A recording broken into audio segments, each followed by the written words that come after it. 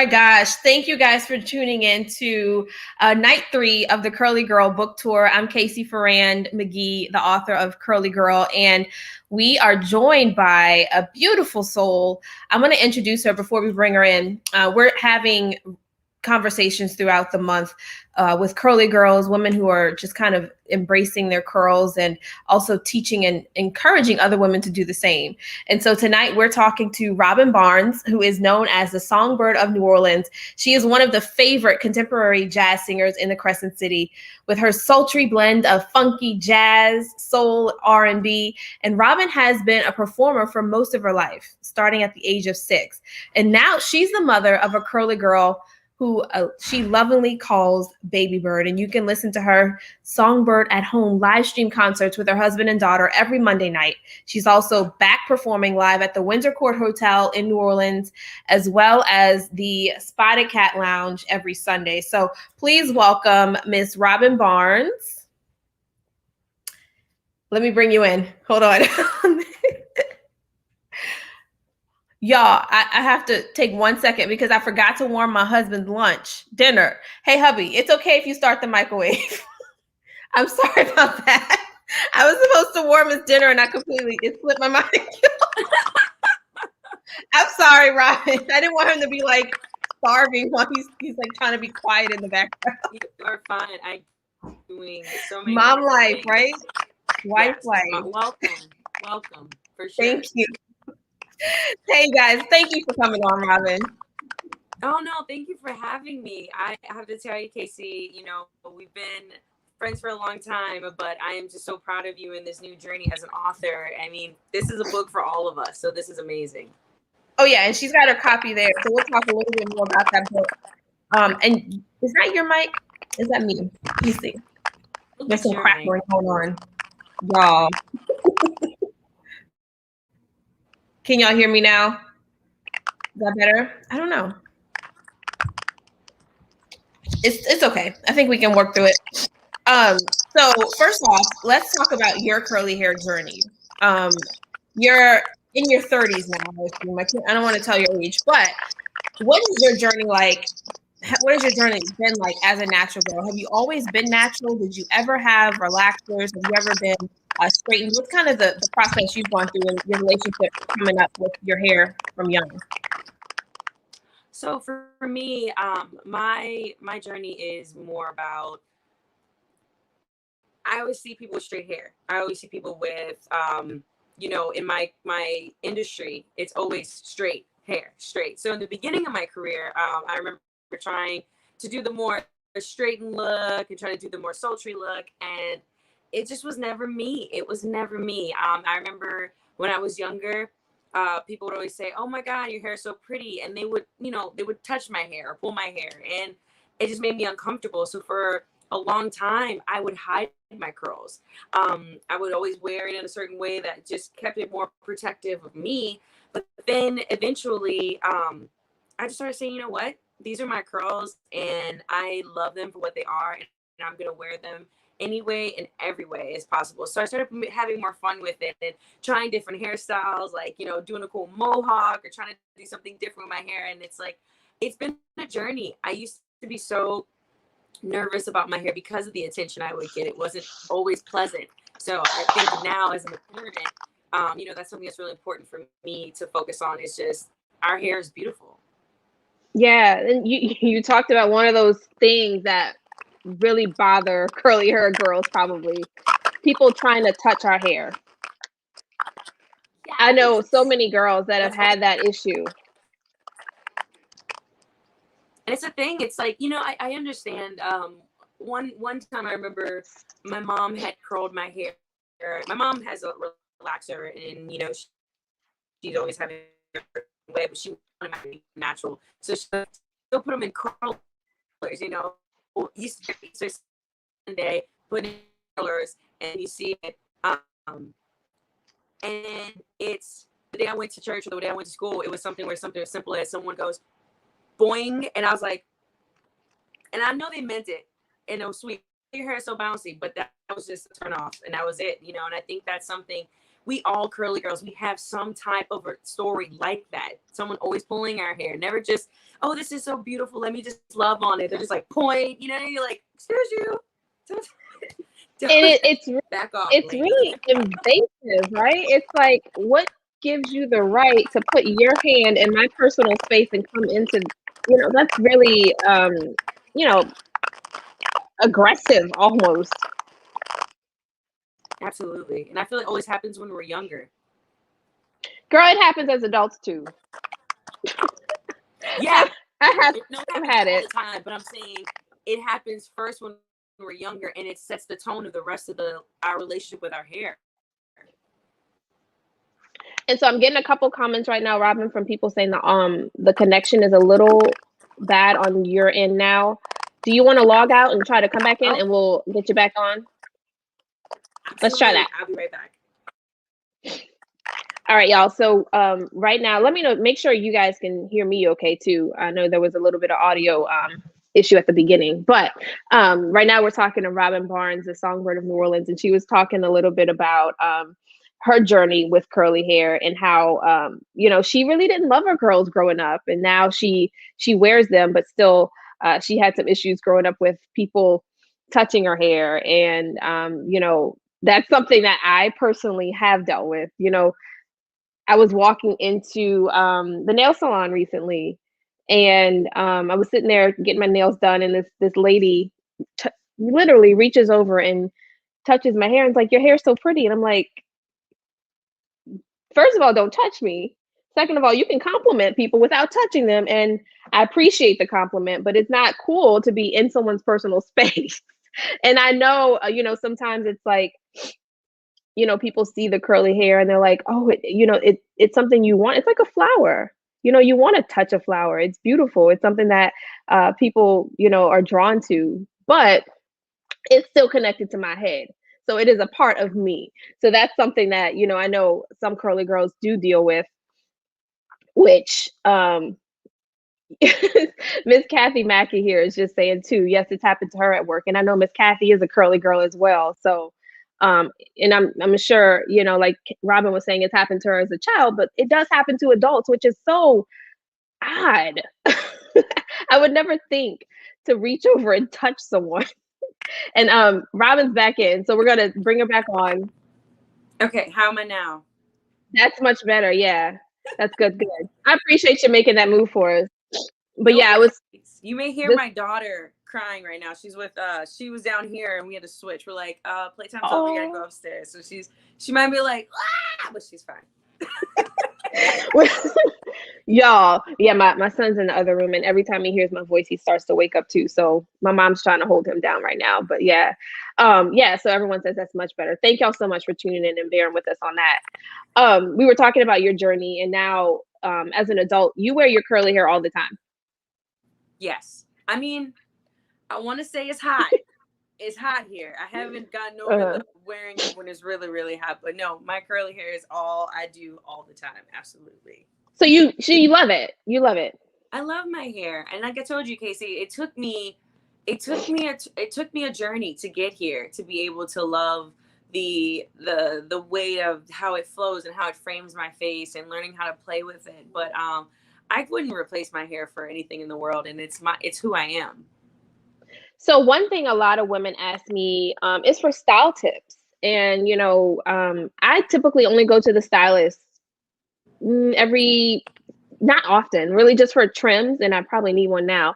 Maybe like every 6 months, or if I want like a special style, I'll go to the stylist. What's your relationship with hair salons right now? So for me, I honestly I just go to get my hair cut, or I've been playing more with colors, getting it like highlights and stuff. That's been more fun to me because it just it just gives me a different type of look, and especially in my industry, changing it up is always the name of the game for us. But Yeah.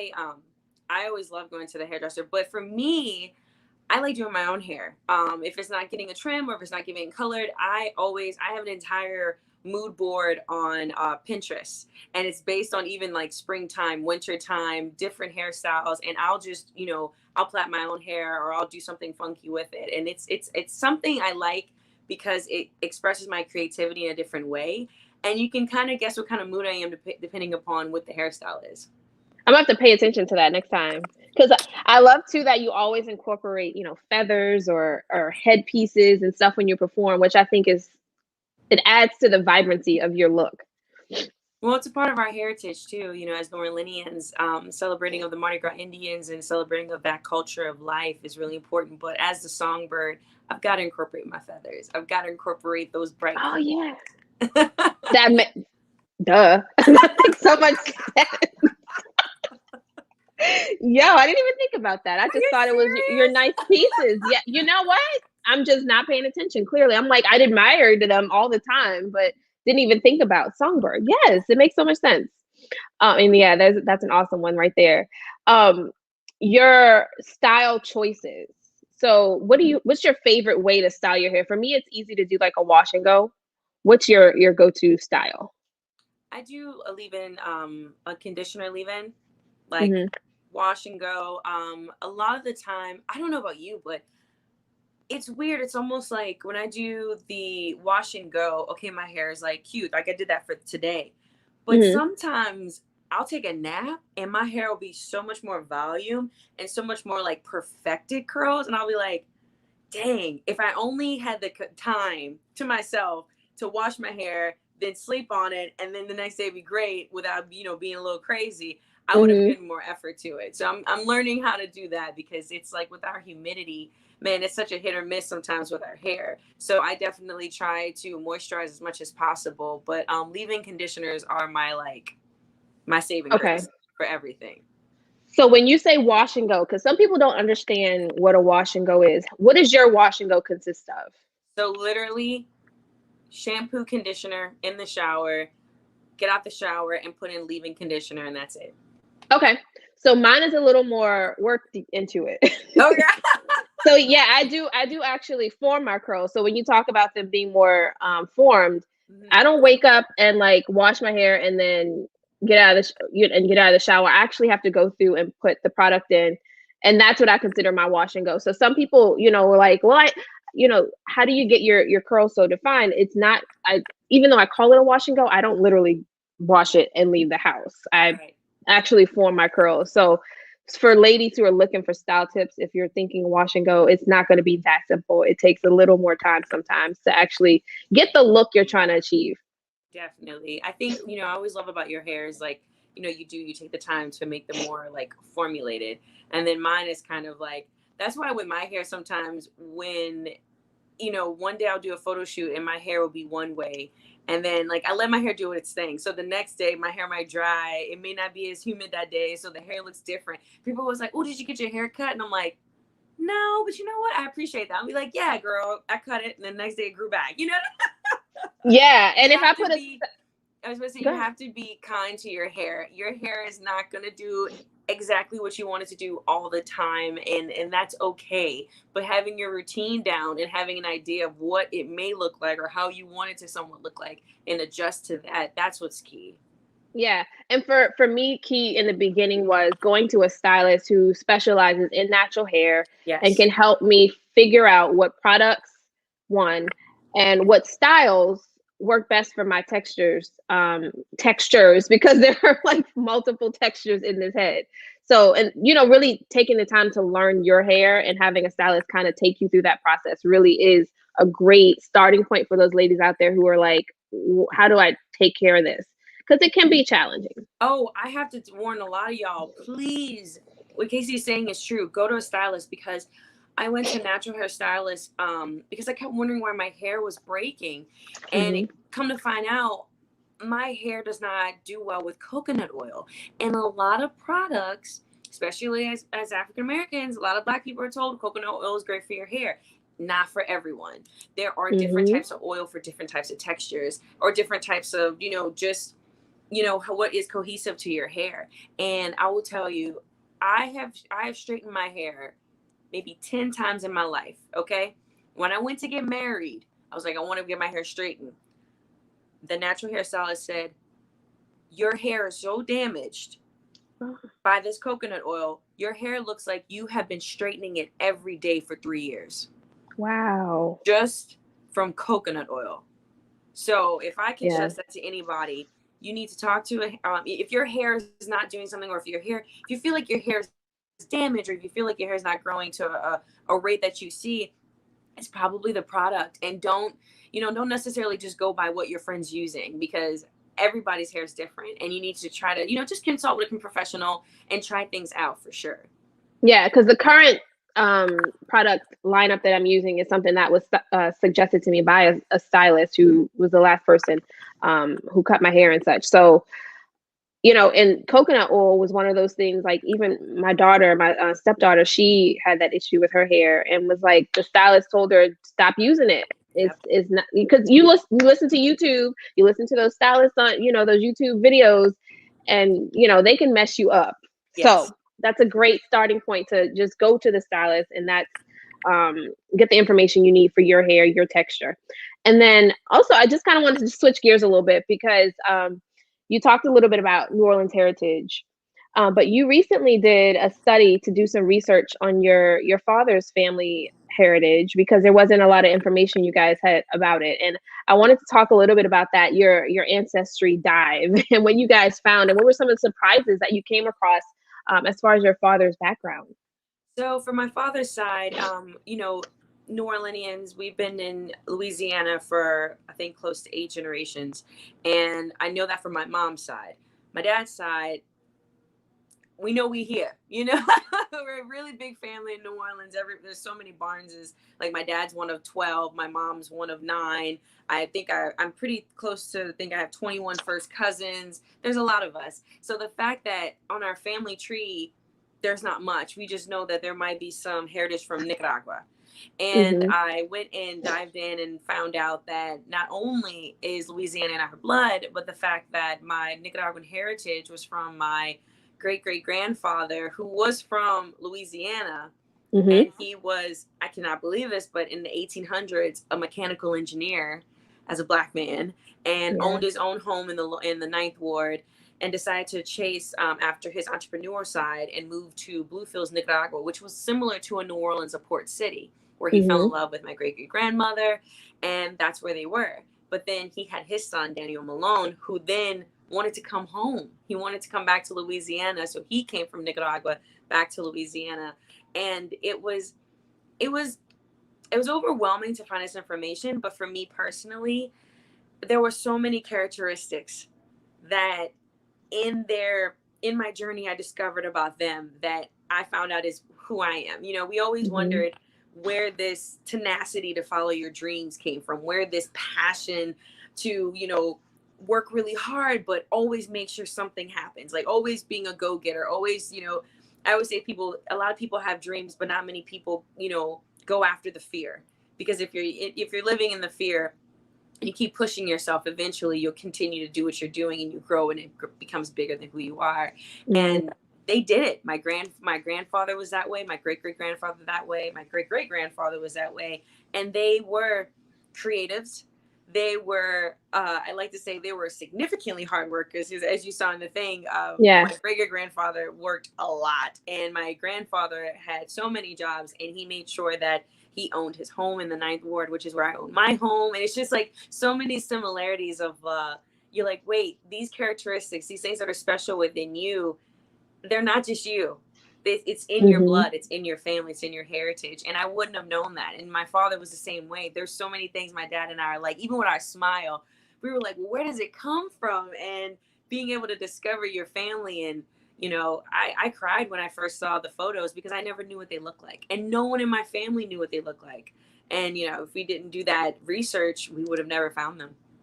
How does that help you understand yourself as far as your personality and your appearance? Does it make you understand more about where you come from, and how you look and how you present to the world? I will say that, looking at my great great grandmother, she definitely carried herself. There was more photos of her wearing scarves, and I was like, whoa, I wear scarves. And, she always had her hair so, like, it was almost like she had it natural, but she always made sure she had it like almost like a peacock at the top. And if you know me, I'm always wearing my hair in the bun. And it was just like so many similarities with that, so many similarities of, something as simple as being charismatic. my great grandfather was definitely a person that could just make a friend with anyone and make anyone feel welcome and anyone feel warm. And that is something that everyone in my family does have. But as far as the hair, like I said, all I have is my great grandmother to look at. And, she was a foxy lady and she loved vibrance and color. And the fact that that is who I am and that's already in my own choices, it's uncanny. Yeah, yeah. I learned some of the history of my family, and my mom told me about an ancestor who was also an editorial writer for the local paper. And I'm like, who would have thought? And my family's full of entrepreneurs, and I was wondering too, because ever since I've known you, I don't think you've ever had like a 9 to 5 job. You've always kind of been like a performer. Like that's who you are, and that's a part of your history. And that, yeah, exactly. That's literally my ancestors. They are the people that just, they're the masters of their own destiny. They're like, I want financial independence and I'm going to go after it, but I'm going to do it by doing what I love. And it's the fact that my grandfather was a cook and he was able to express his creativity through that. I was like, a cook? Now, granted, I didn't get those skills, but still, the creativity is still there. Awesome. How does that play into, because now you're a mother, and you're raising your beautiful daughter who's also a curly girl. How does that play into what you're teaching her about herself, her self-identity? Because she's got a lot of different backgrounds mixed in. So, with I'm very lucky. My husband and I are both very much curly hair people. My husband is white and I'm black. And, we actually both have the same dilemmas with our curly hair. Funny enough, like his hair, well, for a long time we were like, we found out he had some heritage that were Moors. So we're like, okay, you got some black. Because we were like, look at this. We're like, your hair is a little bit too different for it to just be straight Caucasian. And then we were able to discover that as well, which was really cool. But with my baby, Riley, her hair is just big and curly. And, I've had people approach me and tell me, oh, when are you going to get it straightened? And I'm like, first of all, she's not even 2. Second of all, what? Or people will tell me, oh, you need to I don't recommend these hair solutions or, I'm sure you had this in your life, but like the horsetail grease or all these things that just like almost saturate this hair. And I'm like, her hair is beautiful. It's curly. I want to continue finding things that promote her health for her hair, but also allow her to, of course, keep it manageable, but let her be herself. Let her find her own journey. And I'm grateful for all my challenges with my hair because I'm able to then now share that with her or help her on her journey so she doesn't feel self-conscious about her hair or, feel insecure about her hair or even worse, try to hide her hair. I mean, at the end of the day, I catch myself personally, I'll catch myself just being like, okay, I'll just put it all the way back. And I'm like, no, I'm going to actively love my hair like my hair loves me. And the fact that I do that and I love my hair, I don't want her to ever have that situation. And so with her being half black, half white, she's going to have a little bit different journey than even I had. That's my newest challenge right now is just finding different products for her being biracial. We've been experimenting with a lot of different things, but the fact that we're aware of it, we're able to catch if there's something that maybe doesn't react to her hair because I'm make you laugh. So like, this is daddy. And then all in the back is mommy, right? So, so what works in the front may not work for the back. So it's something we just have to play with it and we have to make it fun, We're like, oh, let's try this new one today. And she's just like, should we like brush hair, and I'm like, oh yes, love your hair. But yeah, it's the new challenge right now. So stay tuned. Yeah. I was wondering that because and you spoke about the textures because it really like you have to learn it and you have to learn where your hair breaks and where things are. And how does your daughter feel about her hair? Does she love it, or do you think she even is aware of the curls that she has on her head? You know what, Riley, and I'm glad you asked that. It's amazing. She's only 18 months. And you don't realize how much children are aware of what you say. Uh-oh. Yeah. Don't cry. Okay. No, I'm like, oh God. You're not familiar with how much what you say affects your children's hair. And we always we didn't even know we were doing it, but we'll be like, oh, Riley's hair's so pretty. We would just say that so she can just remain calm while we brush her hair. And she said it the other day, girl. She had her hair brushed and she goes, oh, Riley's hair is pretty. And I went, oh, that was her first sentence. Her first sentence was, Riley's hair is pretty. And I was like, for her Girl, to I'm about to know cry. That's so I sweet. know. I'm like, I'm about to cry. But like for her to just love herself and not even know it. But it made me realize our kids know, you know what I mean? Like they're aware of what's happening. And even if they're not, we don't realize how much we're affecting them through just talking in the background. I mean, yeah, I'm so proud of this kid. She's just so wonderful. And like, I just want to make sure she knows that she's so special and her hair is so special. So Mommy Riley's hair is pretty. I was like, oh.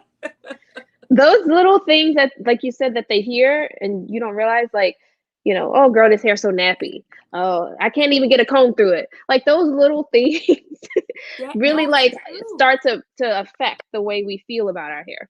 Exactly. And ourselves. Yeah. Okay, let me get a tissue real quick. Oh goodness. Okay. So what if you've actually had a chance to read Curly Girl, and there's a Bailey in the book goes to school and has some of the girls making fun of her about her hair, and they call her pony poofs crunchy popcorn balls. What would you do if Riley came home one day and told you that she wanted to change something about herself because of something someone told her at school? You know, I feel like in our careers, we are having to be, how do I say this? We have to be careful how we say things, and we have to always be able to express ourselves eloquently to not be coming off as angry. But I have to say, I was reading that book and I just wonder how my mom handled things. You know what I mean? Like how my mom handled things so gracefully, but sternly when people did something to me. Because personally, I was reading that book and I'm like, I will go to that school and I will yell and I will shake whoever that was. And I'm like, I can't really do that. And the last thing we need is something on Instagram being like Songbird in New Orleans shaking a child. But I'd like to think that Riley's always going to see how mommy reacts, right? And seeing how she watches me and observes me, I have to always watch how I show my face. And I think in that scenario, if something like that happened, first of all, always reminding her of how special she is, always reminding her about how beautiful she is, always reminding her that at the end of the day, everyone's different, but everyone's the same. We all have hair. It may be different, but it's still hair and it's the same. But I will tell you, as calm and sweet and positive I am with my daughter, it will not be that way with the teacher. Because I will be like, how did it go with the teacher? Tell mommy everything. What exactly did the teacher do? You know what I mean? I want to know. I genuinely want to know. And I'm gonna go straight to the school and I will give a replay back. And I want to know how is the school gonna handle this? Because at the end of the day, I don't know about you, but in my school, I there was no policy of what happens when children are bullied with their hair. How do we address the psyche of the poor child that might be traumatized? Like, how do we go and repair this? And that's not a thing. It's don't cry about it. Big girls don't cry. And you're like, okay. Like, oh, okay. And then the next day you're like, I hate my hair. And it's 10 years of damage, So yeah, I'd like to think that at the end of the day, I want to come from a place of understanding to find out what happened, as far as maybe that child just doesn't know better, and I'm going to give them the benefit of the doubt, but there needs to be a conversation between me, that person's parents, and the teacher, because we need to be a part of a solution. We don't need to continue a misunderstanding or continue a cycle of pain. And all those girls need to be reading Curly Girl because they need to know what the impact that they're having on these girls. First of all, I just want you to know that your book is actually what happened to me, but it wasn't you. It was Hoda Kotb. And it was me just seeing a person of color on TV doing something positive. Like, it was one of those situations where I watched. Sorry, I'm giving it away. I'm not trying to give it away. But it was just one of those moments where seeing someone on screen, a person of color who was in a positive light, but doing what they love, it inspired me. I was like, oh my God, I can do that. You know, I can pursue my dream, or I can be on television, and this is something I can obtain too, because look who looks like me. Look what they're doing. Yep. It's so relatable.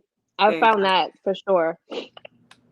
And we're actually almost out of time, but I did want to give the viewers who are tuning in, if you have any questions, make sure you go ahead and drop them in.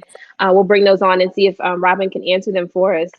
The last thing I wanted to ask you too, because this is something that came up in our last conversation, and I know you had started a movement called Move Your Brass after, you know, having some life-changing health issues.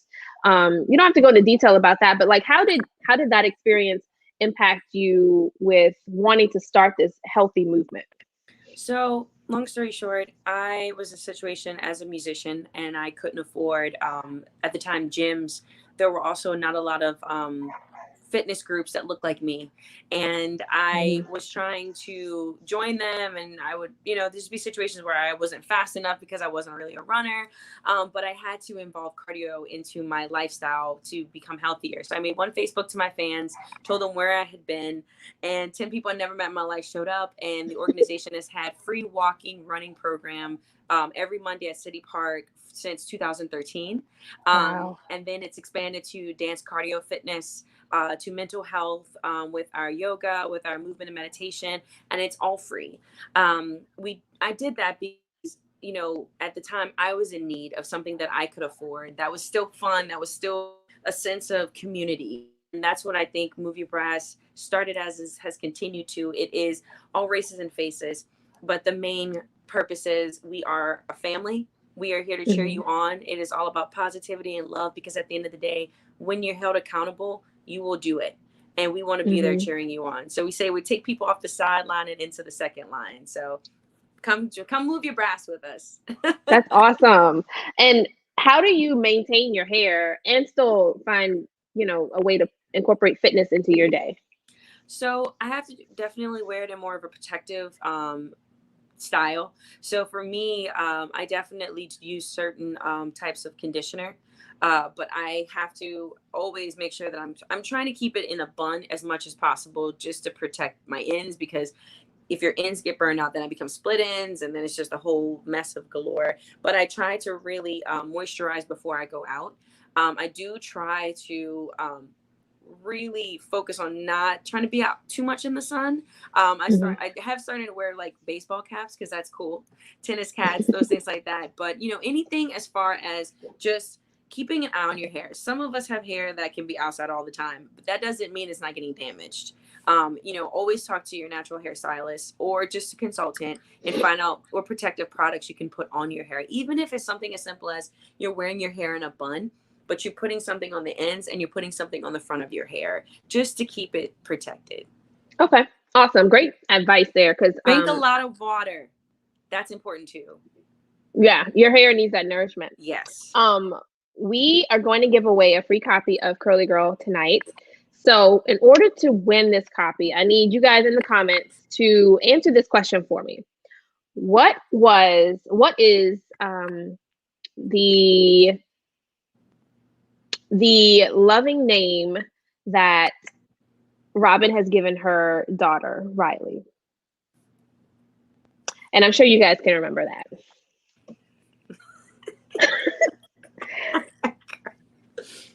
It's my heart. Oh yeah, it's an easy one. So we're talking to the Songbird of New Orleans. So what is the name she's lovingly given to her? How old is Riley? 18 months. 18 months. What does that mean in years? Two and a half, 1.5. 1.5.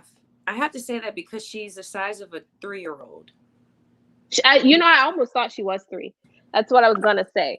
But I'm having trouble getting to that point of figuring out, like, we're at 5 weeks. So my baby, if people who've been following me and know, it makes no sense. It makes no sense till 2 months, and then you're like, oh, they're about 5.5. You know, you'll get there. I know. So yesterday was 5 weeks. which means, and this is a whole different conversation. My maternity leave ends pretty soon, so I'm like, I have to figure out life again because I've been having my mom here helping me throughout the past 5 weeks, and my dad, and like all these extra hands, and I'm gonna have to restart, like figuring out how to take care of myself and the baby at the same time with no one else around. But yeah, getting a shower is the part that I'm like, how will I make this work? That's a whole nother level, especially with your hair. Yes, because the washing process takes about an hour or so ish to wash, detangle, style, and all that. So I'm like, there it is. Somebody just put the answer in the comments. So we've got the winner. Let's see, Miss Deborah Major Lawrence. Yes, Baby Bird. That is Riley's loving name that her daughter. So yeah, Miss Deborah, go ahead and send me a DM. I think you're watching on Facebook. Send me a DM and give me your address, and I'll send you out that copy this coming week. Thank you so much for tuning in. So we're gonna wrap things up here. If people want to get to know more about you and follow you, where can they find you? So please follow me on Instagram at New Orleans Songbird. And also on Facebook at Robin Barnes Music. And if you don't have either, sign up to my newsletter on my website, robinbarnesmusic.com. And you're doing your residency again at the Windsor Court?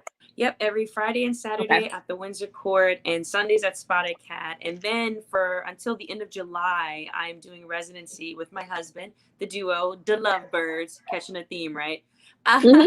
We're doing that on Thursdays at the Peacock Room, and it's pretty gorgeous. Where is that? That's in the Hotel Fontenot. Have you not seen my photos with me and these peacocks? Oh, I saw the pictures. In the turquoise room. Everyone that goes should take a photo shoot in that room. I'm just saying. Your dress is like a bluish or tealish color, and you're like just like looking at your husband like, it's just beautiful. You and Pat, I love it.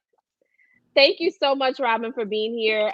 We're going to say goodnight to everybody. Didn't want to take up too much of your time, but thank you. And we'll see you guys next week for the remainder of the Curly Girl book tour. We have some great guest lines up. Bye. Thank you. Thank you. Bye. Congrats again.